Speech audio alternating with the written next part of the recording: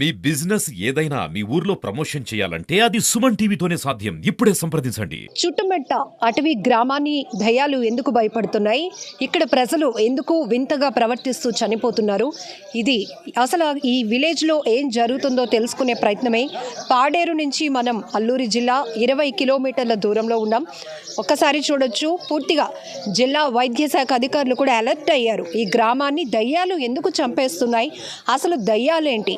ఇప్పటి వరకు మనం చూస్తున్నాం సైన్స్ ఎంత టెక్నాలజీ పెరుగుతోందో. సైన్స్ ఒకవైపు, మరొక వైపు మూఢనమ్మకాలు. దీనిపైన ఎప్పటికప్పుడు డిబేట్స్ జరుగుతూనే ఉంటాయి, పెద్ద పెద్ద చర్చలు కూడా జరుగుతూనే ఉంటాయి. ఎందుకంటే పాజిటివ్ వైబ్రేషన్స్ ఎలాగోనో నెగిటివ్ వైబ్రేషన్స్ కూడా అదే స్థాయిలో ఉన్నాయి అనేది కొంతమంది పబ్లిక్ ఒపీనియన్ కూడా. ఇప్పటికీ చూస్తున్నాం మనం ఆధునిక సమాజంలో ఇప్పటికీ కూడా కొన్ని చోట్ల దెయ్యాలు తమ ఉనికిని చాటుకుంటున్నాయి, దెయ్యాలు మమ్మల్ని భయపెడుతున్నాయి, దెయ్యాలు ఉన్నాయి అనేటటువంటి భయంతో ఊళ్ళు కూడా ఖాళీ చేసే పరిస్థితులు ఎప్పటికప్పుడు మనం చూస్తూనే ఉంటాం. దీంతో నిన్న ఈ చుట్టుమెట్ట విలేజ్లో దెయ్యం వల్ల 2 వ్యక్తులు చనిపోయారు అని వచ్చినటువంటి వార్తల నేపథ్యంలోనే అల్లూరి జిల్లా సంబంధించి వైద్యాధికారులంతా కూడా అలర్ట్ అయ్యారు. హుటాహుటిన ఇక్కడ ఉచిత వైద్య శిబిరం కూడా ఏర్పాటు చేశారు. వీళ్ళంతా ఎందుకు ఇంత భయపడుతున్నారు, ఎందుకు ఇంత ప్యానిక్ అవుతున్నారు, అసలు వీళ్ళకి ఏం జరుగుతోంది, వీళ్ళు హెల్త్ పరంగా కానీ లేకపోతే మెంటల్గా ఈ దెయ్యం ఉంది, భూతం ఉంది అని భయపడుతున్న వెనుకతల కారణం ఏంటి, ఆరోగ్యపరమైన సమస్యలు ఏమైనా ఉన్నాయని తెలుసుకునే ప్రయత్నంలో భాగంగానే వైద్య ఆరోగ్య శాఖ అధికారులు కూడా ఇక్కడ మెడికల్ క్యాంప్ నిర్వహించి అందరినీ టెస్ట్ చేస్తున్నారు. సో ఊరంతా తరలి వచ్చి ఇక్కడైతే వైద్య పరీక్షలు చేయించుకుంటున్న పరిస్థితులు కూడా మనం చూస్తున్నాం.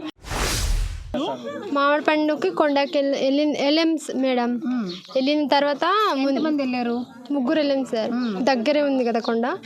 మామిడి పండుకి కొండకి వెళ్ళాం మేడం. ముందున కొమ్మ పడిపోయింది. ఆ కొమ్మకి సౌండ్ వల్ల వెరుచుకుంది సార్ మేడం. అప్పుడు నాకు ఇలా జీవ అయిపోతుంది, ఇలా కడుపుకి తిప్పేస్తుంది అనేసి వచ్చేసాం మేడం. వచ్చిన తర్వాత వాంతింగ్స్ అయిపోయింది మా అమ్మకి మేడం. వాంతింగ్స్ అయిపోయిన తర్వాత మా నాన్నకి చెప్పాను, నాన్న అమ్మ ఇలాగ అయిపోతుంది, గొడవగాని పిలుచుకుని రా అని గొడవగాని పిలుచుకొని రా నాన్న అని చెప్పాను. గొడవగానికి పిలవడానికి వెళ్ళి తీసుకొచ్చారు. గొడవగాడు వచ్చి మా అమ్మ చెయ్యి పట్టి చూశాడు. చూసిన తర్వాత లేదు భూతం పట్టి ఉంది, మందుతోను ఊదితేనే ఇది దెయ్యం బయటికి వెళ్ళిపోతుంది అని చెప్పారు మేడం. అప్పుడు వాళ్ళ ఇంటి నుంచి మందు తెచ్చారు మేడం. తెచ్చిన తర్వాత ఊదాడు మేడం. ఊదిన తర్వాత వాటర్ కొద్దిగా ఇవ్వమ్మా అంటే నేను వాటర్ ఇచ్చాను. వాటర్ ఇస్తూ వాడు ఇలా బుక్కలు ఇస్తూ అలా జారి పడిపోతుంటే మా మాయమ్మ అయ్యో గొర్రగాడు పడిపోతున్నాడు అని పట్టుకోవడానికి వెళ్ళారు మా మాయగారు. ఆ మాయగారు కూడా అలాగే చనిపోయారు. ఇద్దరు కూడా చనిపోయారు. ఆగే మేడం కొండకి వెళ్ళారు, వాళ్ళు మామిడి పళ్ళు కానీ వెళ్ళేసి అటు నుంచి చిన్న కర్రట చెట్టు మీద నుంచి పడింది. కింద పడితే చిన్నది అంటే జంకారు, భయపడ్డారు. భయపడిపోయి నాకు కడుపు నొక్కేస్తుందిరా, వెళ్ళిపోదాము, వాంతులు లాగా అవుతుంది, వెళ్ళిపోదామని ఇంటికి వచ్చారు. ఎంతమంది వెళ్ళారు? 3 వెళ్ళారు. వాళ్ళ కూతుర్లును వాళ్ళు చెల్లెలాగా అవుద్ది, అది వెళ్ళారు. అలాగే వచ్చేసారు. మినిమం 10 గంటలకు వస్తారు. ఇంటికి వచ్చేసరికి ఇంకా కడుపు అన్ని తిప్పేస్తుంది.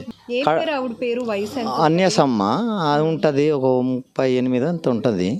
కాకపోతే వాళ్ళు కడుపు తిప్పేస్తుందండి. తిప్పేస్తేమో వాళ్ళ కూతురు ఏమన్నది, అమ్మకి దెయ్యం ఏమో పట్టేసింది, గొరవగాలని వెళ్ళి పిలుచుకుని రండి, గొరవగాలని వెళ్ళి పిలుచుకుని రా నాన్న అంటే వాళ్ళు నాన్న వెళ్ళేసి తీసుకొని వచ్చింది.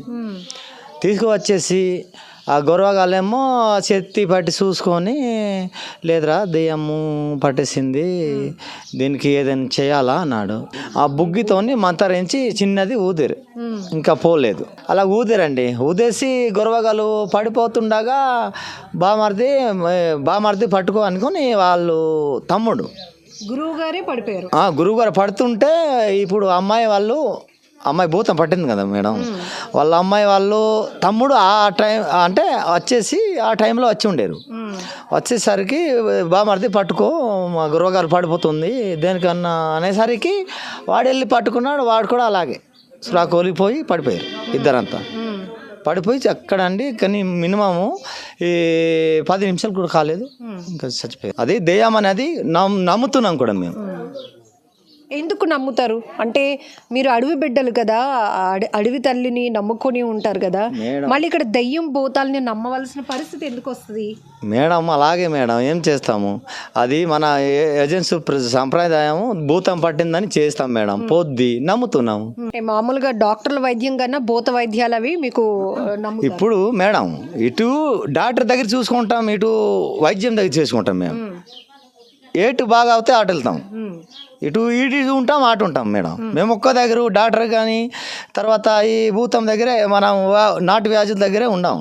కాకపోతే ఇటు చేయించుకుంటాము, డాక్టర్ ఆఫీసులో వెళ్తాం, మళ్ళీ తగ్గపోతాయి రెండు పక్కల. ఇప్పుడు నిన్న ఈ దయ్యం పట్టడం వల్ల ఈ వీళ్ళిద్దరూ చనిపోయారని నమ్మిన తర్వాత మీ ఊర్లో ఉన్న వాళ్ళు కానీ బయటికి వెళ్లకుండా, పొలిమేర దాటకూడదని, బయట ఉన్న వాళ్ళు మళ్ళీ మీ ఊర్లోకి రాకూడదని మీరందరూ పెద్దవాళ్ళందరూ నిర్ణయించుకున్నారా? ఇలాగేదో మేడం ఇప్పుడు బయట తిరగడానికి భయం వేస్తుంది మేడం, అసలు ఏ పని చేద్దామన్నా అసలు అవ్వట్లేదు మాకు. ఎందుకంటే బయట తిరిగితే ఏం జరుగుతుందని ఒక భయం. నిన్నటి నుంచి పరిస్థితులు ఉండడంతో చిన్నపిల్లలు బయటికి వెళ్ళాలి అన్నా కూడా భయపడుతున్నారు. పెద్దవాళ్ళు, మహిళలు కూడా బయటికి వెళ్ళాలన్నా కూడా మరొకరు సాయం లేకుండా వెళ్ళే పరిస్థితులు లేవు. ఖచ్చితంగా అడవి బిడ్డలం కాబట్టి ప్రకృతితో నిత్యం మమేకమై ఉంటాం కాబట్టి భూతాలు దెయ్యాలు కూడా ఉన్నాయని మేము నమ్ముతూ ఉంటాము. ఎందుకంటే అది మా ఆచార వ్యవహారాల్లో, మా పూజలు కానీ ఇవన్నీ కూడా ఒక నమ్మకం మీదే నడుస్తూ ఉన్నాయి.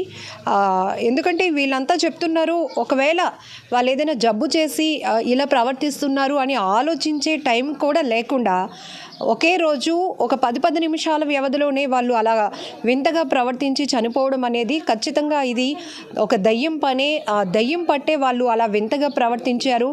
వైద్యం చేసే అంత టైం కూడా ఇవ్వలేదు, హాస్పిటల్కి తీసుకువెళ్ళేటంత టైం కూడా లేకపోవడం, ఇద్దరూ చనిపోవడం. ఒక ఆమె 38 సంవత్సరాల వయసున్న ఒక మహిళ, 20 సంవత్సరాలు ఉన్న ఒక యువకుడు, ఇద్దరూ ఒకే రోజు చనిపోవడంతో ఊరంతా భయం గుప్పిట్లోనికి వెళ్ళిపోయింది. పెద్దవాళ్ళతో మాట్లాడతాం. దెయ్యాలు ఒక్కో ఒంటరిగా వెళ్ళినా ఏదో ఒక శబ్దం చేస్తారు. శబ్దం చేసి ఆ ఊరి మీద పారిపోని అని శబ్దం వస్తుంది అన్నమాట. మాటలు వినపడతాయా? దానికి మాట వినపడతాయి. జీవైపోయి ఉంటుంది కదా అది, ప్రాణంతో. ఇది కొండదానుడు అంటే అడవి రాజు కొండదానుడు. అది ఇంకొకటి ఎర్ర మావలి, తెల్ల మావలి అని, అది మరీ డేంజర్ అన్నమాట. ఈ తెల్ల మావాలి ఇద్దరు మరీ కాంతి అన్నమాట. మనుషులు చూస్తే ఒప్పుకోదు అది. అంటే అప్పుడు పెద్దలు ఇదో పెద్దలు చెప్పినారు కదా, అల్లాడిది మనిషి మీద కలబడితగిన తప్పు మనిషి చనిపోతున్నారు. ఆగదు మరి, అది మరీ కాంతి అన్నమాట. అలాంటి జంతువులు భూత వైద్యం చేయడానికి వచ్చిన గురువు గారు కూడా చచ్చిపోయారంట. గురువు గారు చచ్చిపోయాడు. ఈ అమ్మాయికి తమ్ముడు చచ్చిపోయాడు. అమ్మాయికి మరి వెనకాల నుంచి సాయం పట్టి కురావుడు చనిపోయాడు.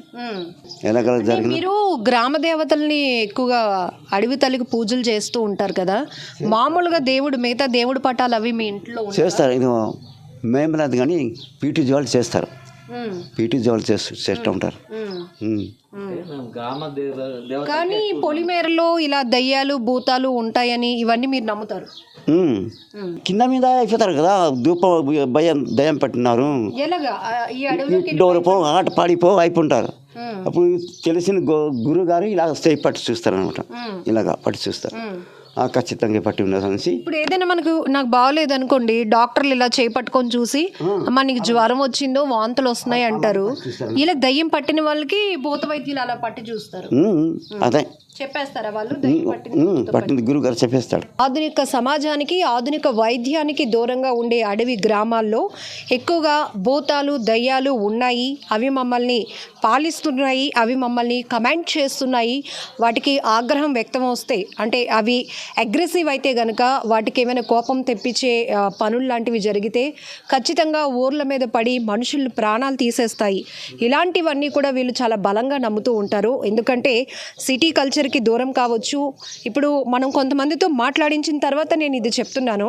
వాళ్ళు చెప్తున్నారు హాస్పిటల్ చాలా దూర ప్రాంతాల్లో ఉంటాయి, మేము అక్కడికి వెళ్ళే లోపే వింత వింత ప్రవర్తనలతో వాళ్ళు ఇమీడియట్గా క్షణాల వ్యవధిలో చనిపోతూ ఉంటే ఇది దయ్యం భూతం పని కాకపోతే ఇంకా ఏంటి అనేది వాళ్ళకు వాళ్ళే ప్రశ్నించుకుంటున్న సందర్భం.